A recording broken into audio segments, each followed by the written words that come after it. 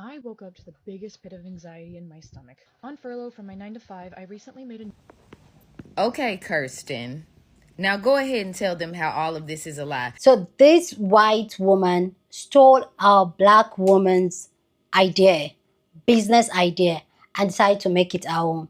Let's talk about it.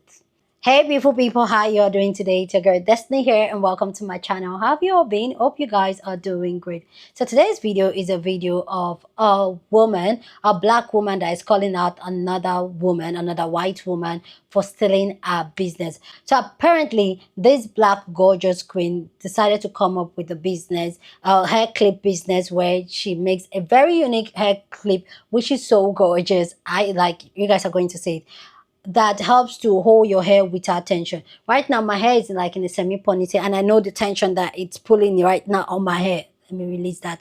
And I know the tension is pulling. So she wants a hair clip that you can pack your hair really straight but without pulling tension on the hair. And she decided to create something really unique and all that. And then this is something that she has been working on for years. It has started picking up and all that. And then another white creator decided to use a 3D printer to print about the same type of product. And this product was picking up and people tagged her on it. And she went on to call out this content creator, this white business owner, like, you know what, this is my design, this is my pattern and all that. And I know when it comes to claiming that something is your work, something is your idea, it's really like dicey because there's nothing really new under the surface of this earth. It's almost like a renovation over and over time. But when you see this video, you let me know. So she came on to share our own story, and then there's a comparison between our product and this white business owner work, and it's sus at this point.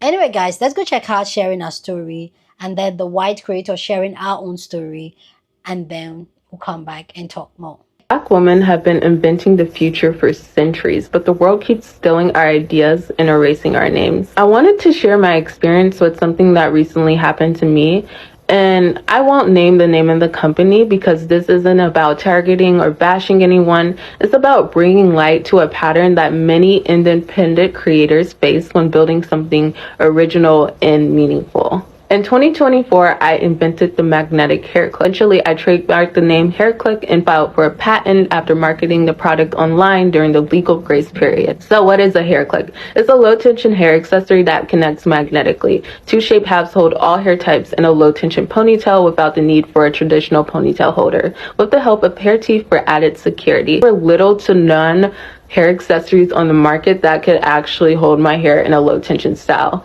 So I just decided to make my own. As hair clips became more popular, I decided to make more sizes for thinner and fuller hair types. A few days ago, someone familiar with my work brought a new product to my attention. It had just launched, and when I visited their account, I was stunned. Not only the functionality of my invention was mirrored, it was also given a different name, like it was the original. What concerned me even more was how closely the marketing content aligned with mine. From the style of the videos to the product descriptions to the tone of voice they used to talk about it. So to protect my invention, which I had already filed a patent for, I sent a cease and desist, not out of malice, but out of necessity. And after that, the company responded on social media in a way it felt like they were positioning themselves to be the victim in the situation. They claimed I wasn't the inventor, suggested similar inventions had existed for years, and questioned whether I even applied for a patent because they couldn't find my application online. Also felt like their response included microaggressions, and it painted me out to be a big business harassing a smaller one. This is a company ran and funded by a team of at least 3 people. It's not a solo creator. The backlash that followed was overwhelming. I received thousands of racist and hateful comments across my TikTok pages. People didn't understand what my invention was. They thought I was claiming to invent magnets and hair accessories. It'd be like someone saying, hey, I invented the bubble wand, and someone going like, no you didn't, curling wands already exist. The hair clip is a low tension styling tool. It's not just a fashion piece. Not a decorative barrette. It's not a cosplay prop that's not even magnetic. It's a functional tool that helps people of all hair types, especially thick, textured, and delicate hair. And moving forward, I just want to say this. Do what you can to protect your work, but no one can steal your creative mind. That is your superpower. Don't let anyone stop you from becoming the wonderful creative you're meant to be. I woke up to the biggest pit of anxiety in my stomach. So this On is furlough why. from my 9 to 5, I recently made a new product called hair hoops that use embedded magnets, which is a concept commonly used in 3D printing community for over the past decade. I added prongs because it seemed obvious and otherwise the product would fall right through my hair. It was less than 12 hours ago that a large creator was tagged and I woke up to nearly 20 messages from this larger creator between comments, DMs, and emails threatening to take legal action against me for infringing their patent. They are currently trying to get my account banned by her audience, which is about 50 times larger than mine,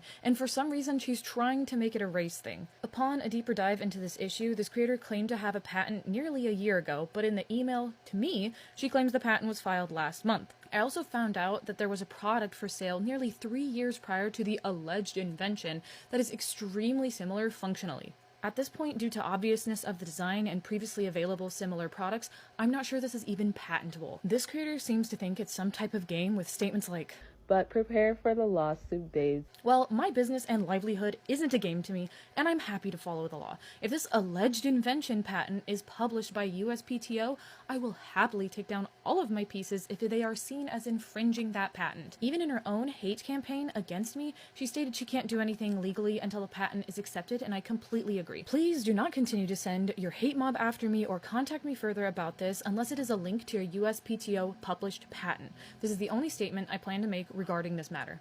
Where there's online discussion about ongoing litigation involving myself and my business, this matter is being resolved through the court system where all parties are and will continue to be heard fairly and factually. As this process unfolds, I ask that public discussion treat all parties with respect. Out of my own respect for the legal process, I won't be commenting further. Official court records are publicly available for those seeking accurate information. Thank you for understanding.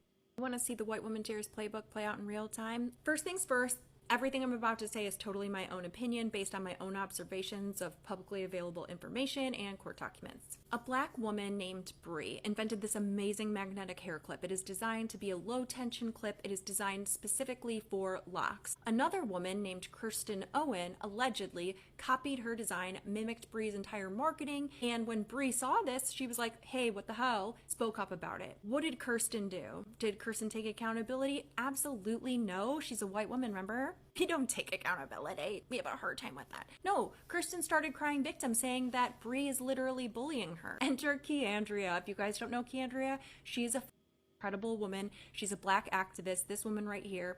She saw all of this going down and she's like, hell no. And she spoke up. She went to Bree's defense. And then what happened? Kirsten is suing both of them. Within 6 days, before Bree or Keandria had ever even been served, a federal judge gave a gag order. Even a UCLA law professor flagged that order as constitutionally shaky. Here's something else. I'm talking about this with my 16-year-old. We're looking through Kirsten's shop, and immediately, you know what my 16-year-old says? These all look like knockoffs. They all just look like 3D printed versions of other people's stuff. Allegedly, based on my observations, this is my opinion. But this is what modern colonization looks like, no? The invention is stolen. It's stolen from a black woman. The black woman then gets demonized, is getting demonized by a white woman. The white woman is weaponizing the legal system to silence her. And here's the thing, that court order might have gagged Bree and Keandria, but you know what? Kirsten, you cannot silence me. So I'm going to say your name again. Kirsten Owen, I see what you're doing. We all see what you're doing. Support Bree's business. She's incredible. I'll link it in the comments. Stand with Keandria. Share this story so it doesn't get buried. Gets worse. She's trying to have Keandria arrested. You saw my last video about the White Woman Tears playbook. Here's what makes this whole situation even more disturbing. Kirsten Owen didn't stop at suing Bree and Keandria. She's going further. She filed an emergency motion asking a federal judge to hold Keandria in contempt of court. You know what that means? That can mean jail time. That can mean they can arrest her. What Kirsten's trying to use as evidence, Keandria's responses to racist trolls online. To racist abuse. Can you frickin' imagine? Keandria would be totally within her right to respond however she wants to those comments. But you know what she does? She uses them as teachable moments and probably to cope with the violence that's being done against her. She uses those moments to educate, to be funny, to call out racism, and to defend herself. Kirsten is twisting all of that around and weaponizing it. Her own words. To try to jail a widow and mother? What is wrong with you? Kirsten Owen, we all see what you're doing here, and it is so cruel. I woke up to the biggest pit of anxiety in my stomach. On furlough from my 9 to 5, I recently made a... Okay, Kirsten. Now go ahead and tell them how all of this is a lie. Tell them how all this bullshit about it being handmade and you finding it on Pinterest and how it affected your hair. You didn't want it to fall off your hair. All of that. Go ahead and tell them how that's bullshit. Tell them how you, the face of the company, a white woman, antagonized somebody and played the victim. But tell them who the real bad guy is. See, Bree didn't send a hate mob after you. I did. Because I saw how y'all were treating her. This woman spoke up, defending her own invention and had every right to. And y'all painted her as a bully and a mean girl immediately. And I didn't like that. As a black activist, I did not like that. I didn't feel it was fair how she was immediately the aggressor and being dragged by all these white women for making it a race thing. Newsflash, in this country, everything is a race thing, because you knew as a white woman, if you played the victim and painted yourself as if somebody was harassing or harming you, you knew people would come flocking to defend you. You knew what to say to get the response that you got. But that ain't even the point anymore. Tell them how Caleb really brought you this idea. Caleb Owens. You are Kirsten Owens. Caleb Owens is listed as the lead product developer. So you're sitting here acting like you did something innovative in finding this design. And the whole time your company, Elegance and Geekery, has a white man as a lead product developer. And my guess is that Caleb spoon-fed you this design. And he didn't do his research. And he didn't value the innovation and creativity of black women. And now you scrambling to clean up his mess while he sits in the shadows unscathed, watching you argue with thousands of black women. And this is another glaring example of how it is absolutely a race thing, because y'all are just like your colonizing ass ancestors. Caleb Owens stole the design, spoon-fed it to you as a lead product and technology developer, when it was really just some shit that he had stolen from a black woman on TikTok. He repackaged it, handed it to you, and you are peddling it all over this internet. And in true white woman form, instead of standing up to his bullshit, you are upholding it and lying and covering for him. And then when people hold you accountable, you're playing the victim. But the whole time, the white man, Caleb, is walking away scot-free. And you don't even realize the disrespect that he is putting you through by making you go through this instead of owning accountability. You made it a race thing. You, Caleb, and your white privilege made this a race thing when y'all's colonizing asses came in and thought you could just take whatever you wanted from a black woman. And my guess is that Caleb didn't think that this black woman had any legal recourse or any way of defending herself. He wasn't expecting her to have an army stepping behind her.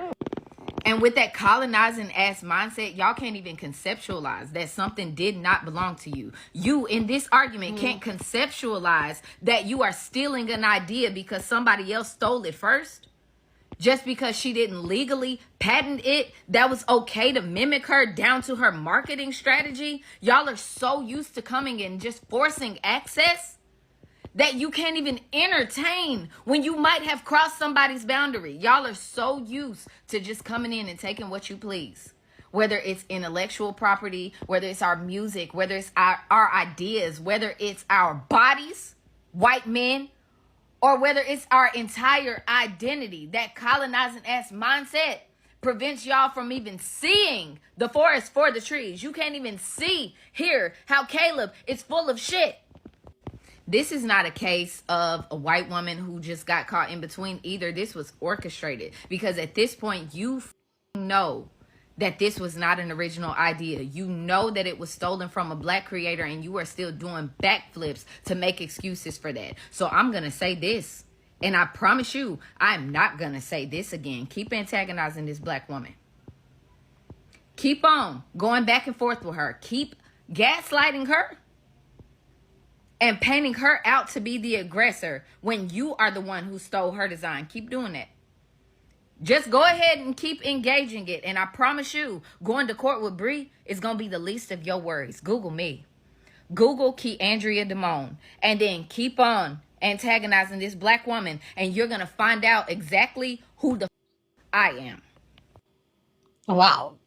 I love it when a black woman stand up for a black woman. Like, to give me that. Anyway, guys, go down in the comment section and share your thoughts. Love to know what you think about this story down in the comment section. But as always, please keep it respectful. You're on this channel. We're allowed to disagree, but we'll do it in a very respectful way. So go ahead, feel free, share your thoughts. As always, we're here to have conversation, no tussling. Okay. Good. So for me, this is something that it's very repetitive right now on social media, where we've seen repeatedly how black women came up with something.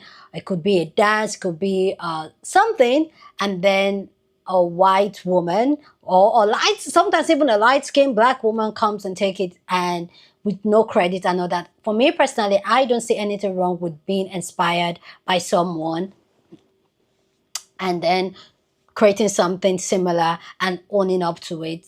For me, get inspired, but just own up to it. I don't understand the fact why people are so scrambling to say, oh, I came up with this idea first, I came up with these ideas, when you know fully too well that this idea came from somewhere. Because if you even came up with this idea first, let's even say you came up with this idea and you decided to go with it, if you do a simple search on the internet, you definitely see that somebody else already has a similar product out there.